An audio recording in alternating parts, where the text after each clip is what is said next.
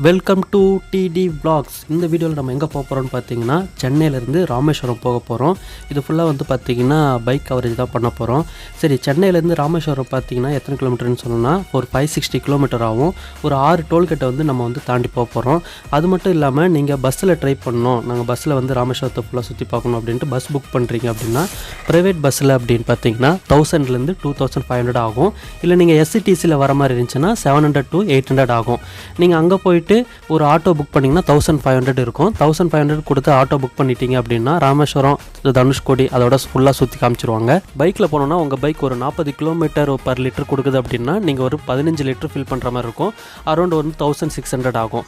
சரி, அங்கே இருக்கிற என்னென்ன பிளேஸ் இருக்குன்னு நம்ம ஃபுல் டீட்டெயிலாக பார்க்கலாம். அது இல்லாமல் ராமேஸ்வரத்தோட ஹிஸ்ட்ரியும் நம்ம இந்த வீடியோவில் பார்க்கலாம். ராமேஸ்வரம் பார்த்தீங்கன்னா இலங்கையில் இருக்கிற ராவணனை வந்து கொன்னதுக்கப்புறம் வந்து ராமர் வந்து இந்த இடத்துக்கு வந்து சிவனுக்கு வந்து வழிபாடு வச்சாராம்.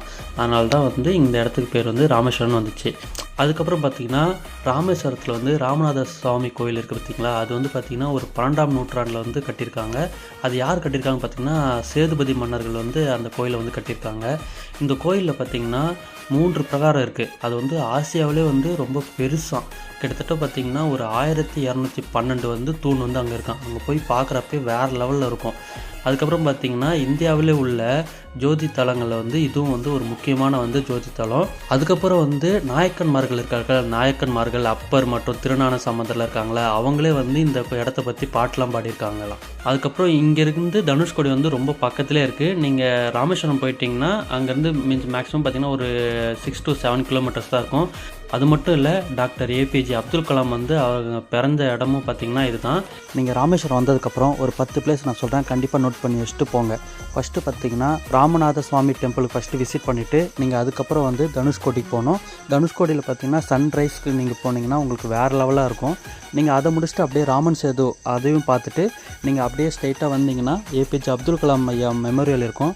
அதையும் நீங்கள் விசிட் பண்ணிட்டீங்கன்னா இந்திரா காந்தி பிரிட்ஜ், அதாவது பாம்பன் பாலம் தான் இருக்கும். அங்கே வந்து நீங்கள் ஒன்று சன்ரைஸ் போகணும், அப்படி இல்லை அப்படின்னா சன்செட்டுக்கு போங்க. வியூ அவ்வளோ அழகாக இருக்கும்.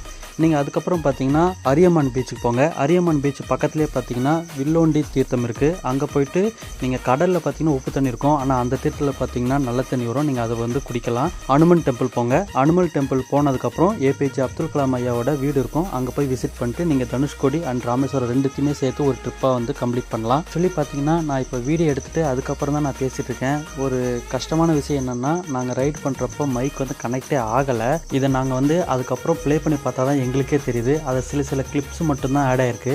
அந்த கிளிப்ஸ் மட்டும் நான் உங்களுக்கு போடுறேன்.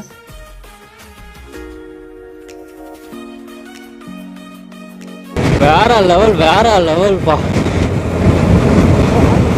கடைசியில் ஃபைனலாக வந்து வந்துட்டோம். சரியான காத்தடிக்குது, இங்கே பாருங்களேன். வேற லெவல் இல்லை. ரெண்டு பக்கம் கடல், நடுவில் ரோடு, பாம்பம் பாலம், அசைக்க முடியாத பாலம்.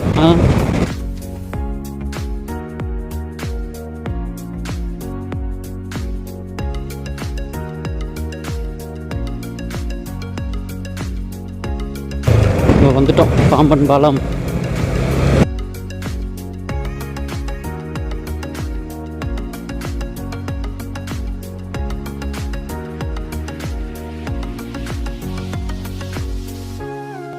போட்டு போகுது பாரு.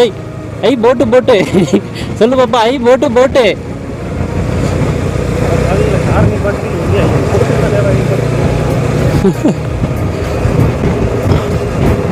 திறந்துருக்காங்கடா. போட்டு வருதா போதான்னு தெரியல.